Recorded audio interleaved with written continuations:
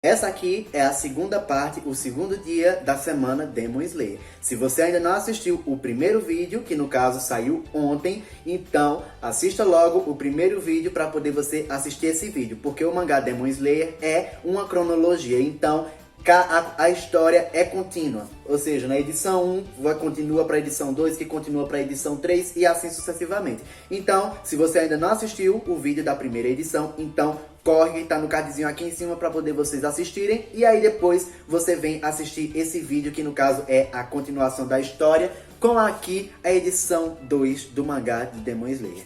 Mas então, fala aí pessoal, beleza? Aqui é o Vinícius e tô trazendo para vocês a análise da segunda edição de Demon Slayer. Ontem tivemos a edição número 1, então como eu já anunciei aí no início do vídeo, se vocês ainda não viram, vão assistir logo lá, antes de assistirem hoje a parte 2, que no caso é a continuação. Que no caso, o que será que aconteceu com Tanjiro? Como será que foi a batalha com aquele Oni de Chernobyl? Você irá saber agora, mas desde já, se você é novo aqui no canal, não se esqueça de se inscrever, também deixe seu like se você gosta desse tipo de vídeo e compartilhe aí para os seus amigos que são otakus, para os seus amigos que gostam de animes, que gostam de mangás, que gostam de Demon Slayer e que também os que não conhecem, para conhecer essa história incrível. E começando aqui, mostrando a capa, essa aqui é a capa de trás do mangá e essa aqui são as glicínias. Para quem não sabe o que é glicínia, tô falando lá no primeiro vídeo, que foi o que saiu ontem. Então, mais um motivo para vocês irem lá ver. E temos aqui Tanjiro e temos aqui o Michael Jackson do Capiroto. Porque, gente, tá com... É uma linhagem assim complicada. E todos os mangás, esse aqui é o marca-página que veio na edição 2. E tem aqui a capa original, que no caso essa aqui é a sobrecapa, e temos aqui a capa da edição 2, temos aqui Nezuko e a senhorita Tamayo, que ela vai aparecer nessa edição, e temos aqui essa outra linhagem aqui finíssima, que eu já tinha comentado no vídeo antes, porque é sério, gente, eu acho essa parte aqui muito fina, eu acho uma coisa muito chique.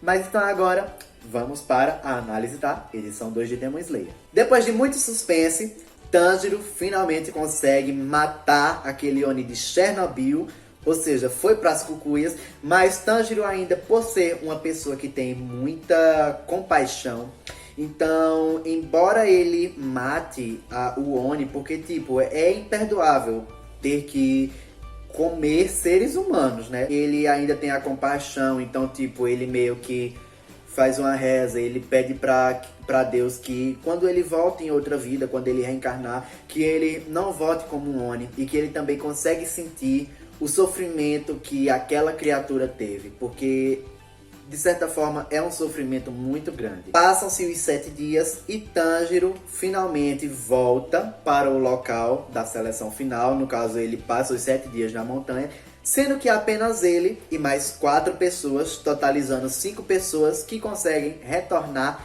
vivas.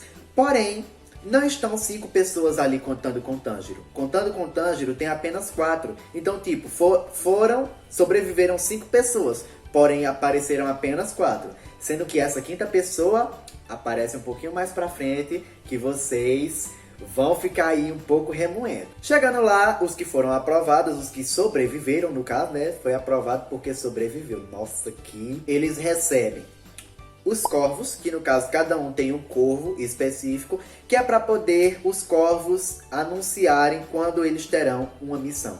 Assim também como eles escolhem os minerais para poder as suas espadas serem fabricadas. Que no caso essas espadas são a Nichiren To, que no caso é a espada do sol, que os minerais eles ficam em uma montanha a qual leva sol o ano inteiro. Lá não chove, só leva sol e esses minerais meio que absorvem a energia do sol e eles são propícios para fazer a lâmina dessas espadas, que são para caçar os Onis, porque são as únicas capazes de matar os Onis, para fazer com que eles virem pó, como se fosse com a luz do sol penetrando neles e fazendo com que eles virem cinzas, porque com qualquer outra espada normal eles se regeneram super rápido. Tanjiro então finalmente volta lá para a casa de Urokodaki-san e nisso ele já é recebido com uma bela de uma surpresa que sua irmã Nezuko finalmente acordou.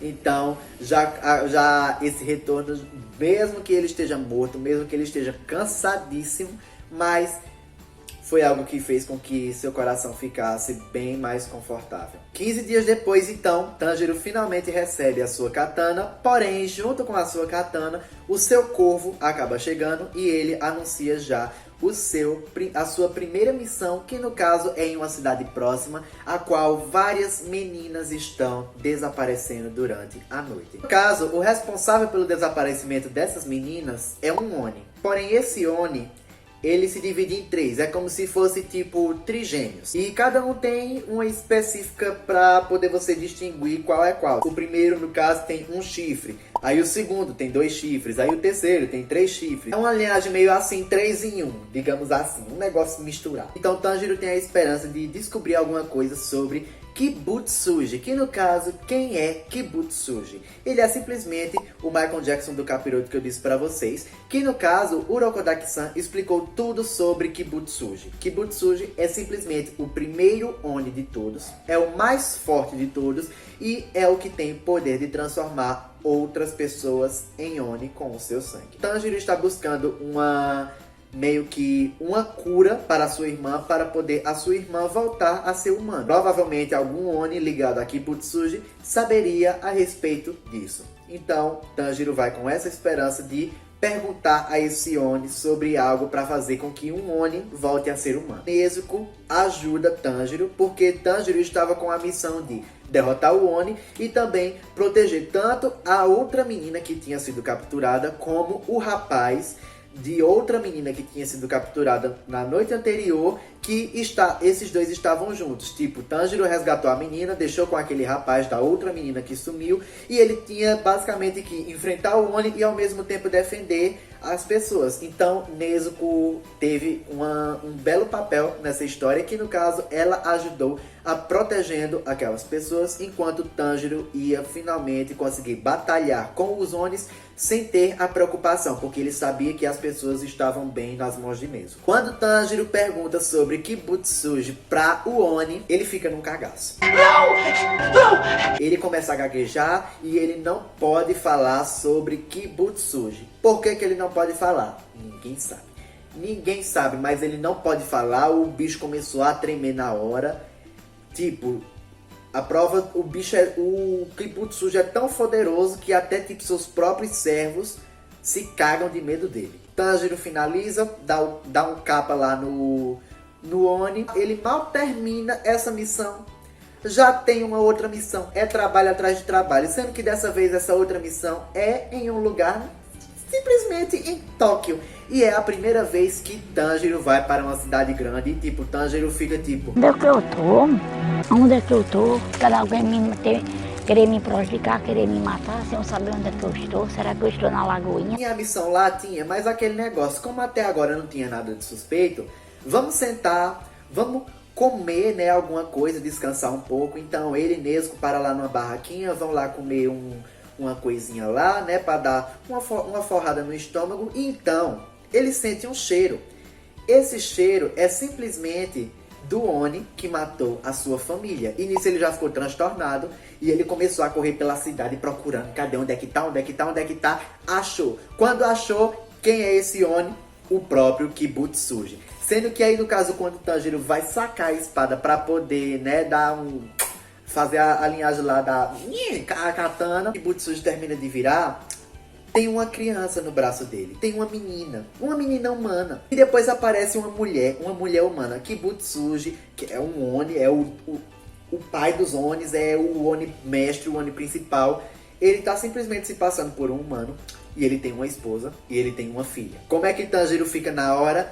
Passado, transpactado, porque ele dizia: agora, fudeu, o que é que eu faço? A esposa fica tipo: quem é esse, querido? E não sei o que, e ele dizendo que não sabe, e Tanjiro lá ainda paralisado, pensando o que é que ele pode fazer. Então, Kibutsuji vai lá, ali na maciota, assim, tá todo mundo olhando pra cá, ele vai lá na maciota, arranha o pescoço de um cara. E tipo, assim que ele arranha o pescoço de um cara, o cara já vira um Oni e começa a atacar a esposa do lado. No caso, a esposa do cara que virou Oni, ele mesmo começa a atacar. Aí nisso acaba acontecendo uma muvuca lá no meio, e isso é a oportunidade perfeita de Kibutsuji fugir. Enquanto ele sai fugido, né, lá, mas aquela fugida assim, fica aí no cabaré de vocês que agora eu vou embora, tchau.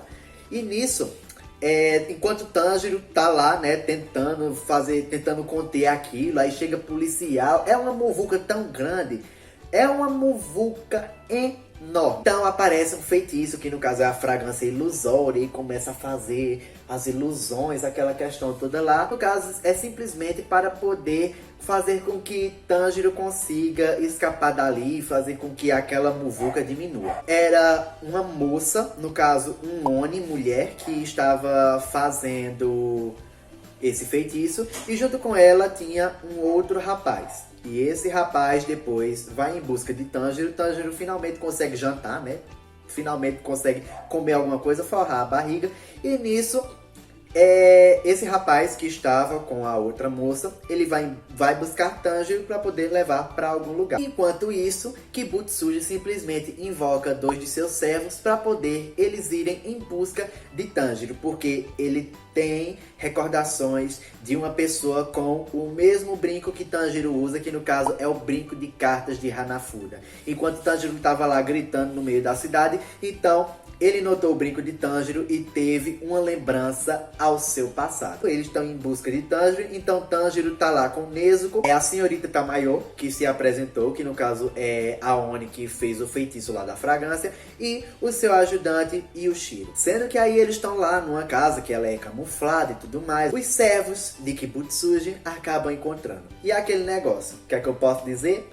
Barraco, confusão, gritaria, demolição, explosão e tchacabum. Porque a edição 2 termina no maior cabaré. Pra poder aquele negócio, né, minha gente? Tem que terminar daquele jeitinho que é pra dar aquele gostinho de tipo... É que nem o final da Avenida Brasil. Tá acontecendo lá o negócio... Acabou, só na próxima edição. E no caso, assim terminamos a edição 2, que no caso, amanhã teremos a continuação. O que será que aconteceu? Porque a casa foi demolida, tava acontecendo lá o maior cabaré. Esses dois aí, que é a cabeça de Tanjiro, para poder levar para o mestre Kibutsuji, que a gente termina de ler, já fica aquela ansiedade. Meu Deus, o que é que vai acontecer agora? Mas então, a gente vai continuar, mas apenas amanhã, às 2 horas da tarde, com a análise da 3ª edição, beleza? Mas então, esse foi o 2º vídeo da Semana Demon Slayer. Espero que vocês tenham gostado. Se vocês gostaram, não esqueça de deixar seu like, se inscreva no canal se vocês forem novos por aqui, e também compartilhe para todos os seus amigos, tanto os que conhecem como os que não conhecem, porque essa história é incrível e todo mundo precisa conhecer. Mas então é isso, um beijo para todos vocês e até amanhã.